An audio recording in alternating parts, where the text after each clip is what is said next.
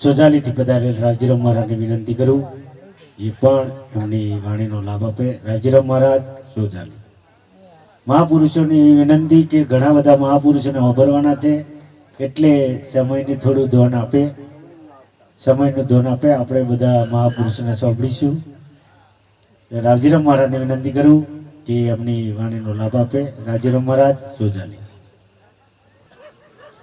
बोलो सदगुरु निरात महाराज नो जय, खोड़ीदास महाराज नो जय, गोविंदराम महाराज नो जय, पधारेल सर्वे संतनो जय। गुरु ब्रह्मा गुरु विष्णु गुरुदेवो महेश्वरम्, गुरु साक्षात् परिब्रह्म तस्मै श्री गुरुवे नमः। ब्रह्मानंदं परम सुखदं केवलं ज्ञानमूर्तिं द्वन्द्वातीतं गगन सदृशं तत्त्वमस्यादिलक्ष्यम् एकं नित्यं विमलचलं सर्वादिसाक्षीभूतं भावातीतं त्रिगुणरहितं सद्गुरु तं नमामि, सद्गुरु तं नमामि। वाला प्रेमी सज्जनों, परम पूज्य श्री लालजीराम महाराज ने 128મી जन्म जयंती આપણે ઉજવી રહ્યા છીએ ત્યારે લાલજીરામ મહારાજના એક સંદેશાને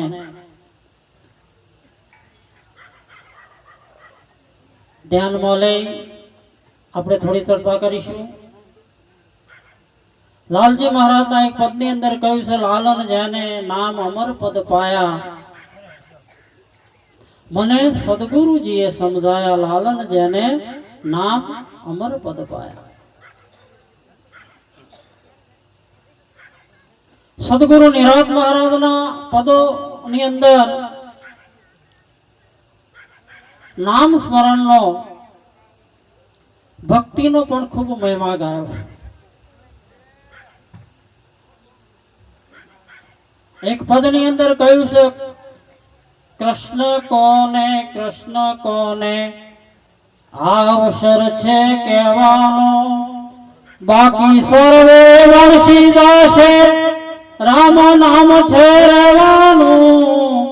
કૃષ્ણ કોને અવસર છે કહેવાનો। બીજા એક પદની અંદર પણ કહ્યું છે, રામ નામ તમે રાખો હૃદયમાં, કાળો કલ્પના કાચી રે, આદ્યંત ને મધ્યમાં બોલે, એ વસ્તુ છે સાચી રે। એવી જ રીતે બીજા એક પદની અંદર પણ કહ્યું છે,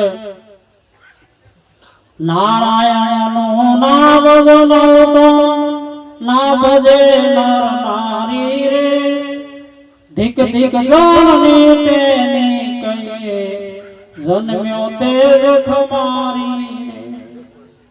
આ બધા પદોની અંદર આપણને નામ સ્મરણનો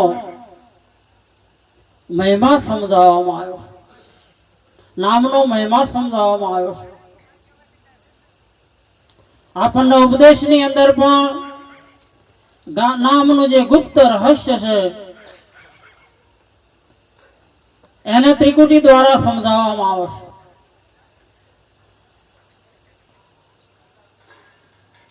તો આ નામ જે છે એ નામ દ્વારા આપણને સદગુરુ મહારાજે ઈશારો કરી પરમ પદનું ભાન કરાયું। નામ જે છે ભક્તિની અંદર ભક્તિના 3 પ્રકારો છે, સગુણા ભક્તિ, નિર્ગુણા ભક્તિ અને પરાભક્તિ। સગુણા ભક્તિની અંદર 9 પ્રકાર છે। શ્રવણ, કીર્તન, સ્મરણ, પૂજા અર્ચન, વંદન, દાસ્ય ભાવ, સખ્ય ભાવ અને આત્મનિવેદન. એમાં ત્રીજી વાત કરી શ્રવણ, કીર્તન અને સ્મરણ.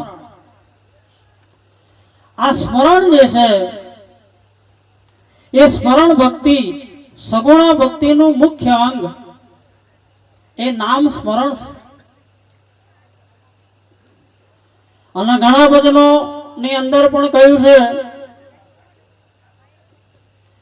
હરિ તારા હજારો નામ, કયા નામે કયા ગામ લખવી કંકુતરી, નીત નીત બદલે મુકામ, કયા ગામે કયા નામ લખવી કંકુતરી. કોઈ તને રામ કહે, કોઈ તને શ્યામ કહે, કોઈ કહે નંદનો કિશોર, કયા નામે કયા ગામ લખવી કંકુતરી.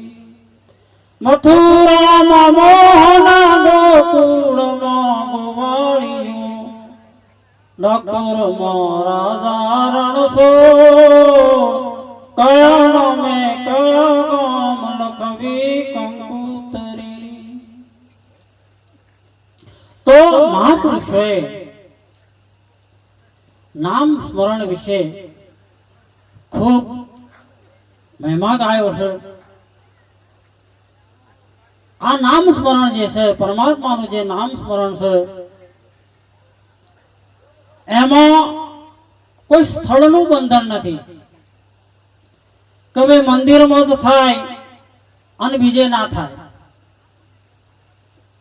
પ્રત્યેક સ્થળે, અને નિરાત મહારાજે તે ત્યાં લગી કહ્યું, હરતો ફરતો ધંધો કરતો ધ્યાન ધણીનું ધરવું, નિરાત કહે નિષ્ઠાનું ફળ છે અધર્મથી ઓદરો.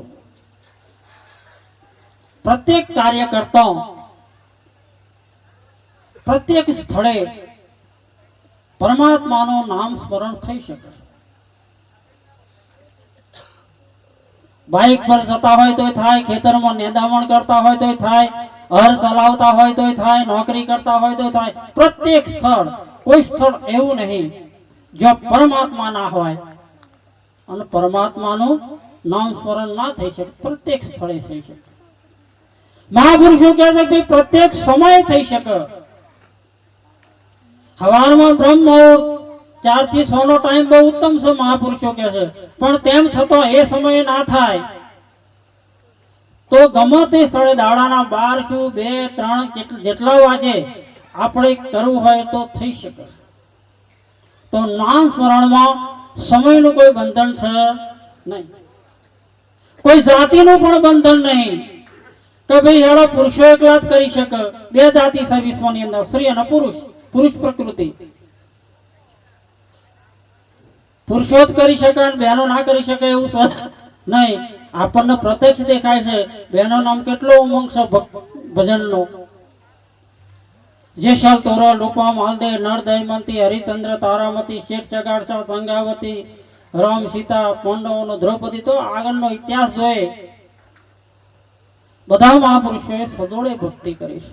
અને આપણને નિરાત મહારાજે પણ ઉપદેશની અંદર 2 જણનો ઉપદેશ કરવાનું સૂચન કરેલું કે ભાઈ ઉપદેશ એકલા પુરુષને નહીં પણ સ્ત્રી અને પુરુષ બંનેના હોવો જોઈએ, બંનેના જાણકારી હોવી જોઈએ, આ સમજણ હોવી જોઈએ. તો જાતિનું બંધન નહીં, એમ જ્ઞાતિનું પણ બંધન નહીં કે ભાઈ બ્રાહ્મણો એકલો નામ અધિકાર છે એવું નહીં. બ્રાહ્મણ, ક્ષત્રિય, વૈશ્ય, શૂદ્ર બધા કરી શકે. તમે જો શૂદ્રની અંદર શબરી, ગુહરાજા આ બધા ભીલ હતા, પણ તેમ છતાંય એમણે પરમાત્માનું સ્મરણ, ખરેખર પરમાત્માના શરણે ગયા છે. એટલે પરમાત્માનું નામ સ્મરણ કરવાનો દરેક જ્ઞાતિનો અધિકાર છે. અને દરેક ગમે તે ઉંમરે કરી શકે એવું નહીં વૃદ્ધો જ કરે.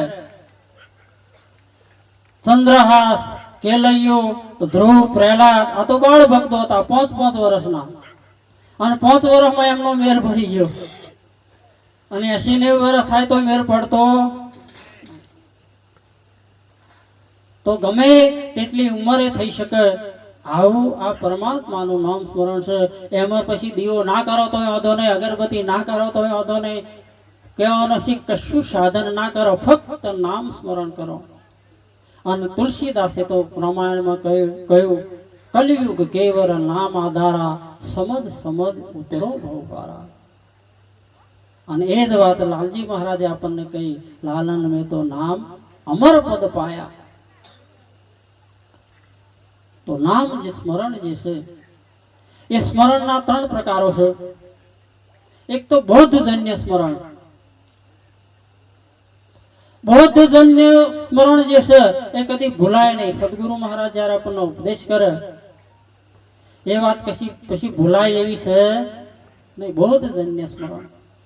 બીજું સંબંધજન્ય સ્મરણ. સંબંધ જો લગી રાખીએ તો લગી રહે, પછી ના રાખો તો ના પણ રહે. અને ક્રિયાજન્ય સ્મરણ જે છે એ પણ એવું છે, જ્યારે ક્રિયા કરીએ તાણ જ થાય. આપણને બોધજન્ય સ્મરણનો ઉપદેશ નિરોધ મહારાજે આપ્યો છે. પહેલું તો મુખે સ્મરણ થાય મનો વાચરથી, પછી ધીરે ધીરે ધીરે મનથી થાય, અને પછી હૃદયથી થાય. અને ભજનની અંદર તો ત્યાં લગી કહ્યું છે, હરિને ભજતો હજુ કોઈની વાત જતો ના જાણી રે, જેની સુરતા સાંભળ્યા સાત વધે વેદવાણી રે.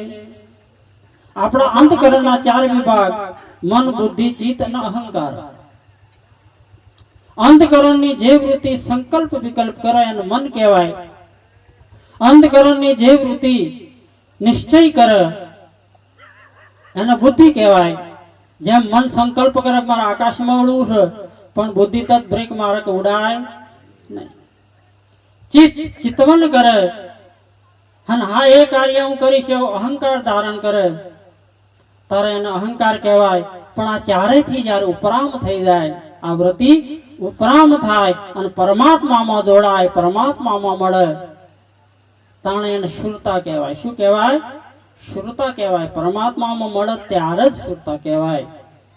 સદગુરુ મહારાજે આપણને એ લક્ષ્ય આપ્યું છે. 2 મહાપુરુષોના થોડા દાખલા આપી મારી વાણીને વિરામ આપીશ. નામ સ્મરણ પહેલું મુક્તિ થાય, મનથી થાય, હૃદયથી થાય, શુરતાથી થાય. આ એક ઉત્તમ પ્રકાર છે. મહારાષ્ટ્રની અંદર એક ચોખા મેળા નામનો એક ચમાર ભક્ત થઈ ગયો. જો મહારાષ્ટ્રની અંદર જ્ઞાનેશ્વર, તુકારામ, નામદેવજી ઘણા બધા સંતો થયા છે, પણ આ ચોખા મેળા જે હતો એ હરદમ વિઠ્ઠલ વિઠ્ઠલ વિઠ્ઠલ વિઠ્ઠલ વિઠ્ઠલ હરદમ પરમાત્માના નામનું સ્મરણ કર્યા કરતો હતો. ગરીબ હતો એટલે એક જગ્યાએ મજૂરીએ જયેલો અને કૂવો ખોદવાનું કામ રાખેલું. અને કૂવો ઊંડો ખોદાયો અને કોઈ કારણસર કૂવો ની ભીખોડો પડી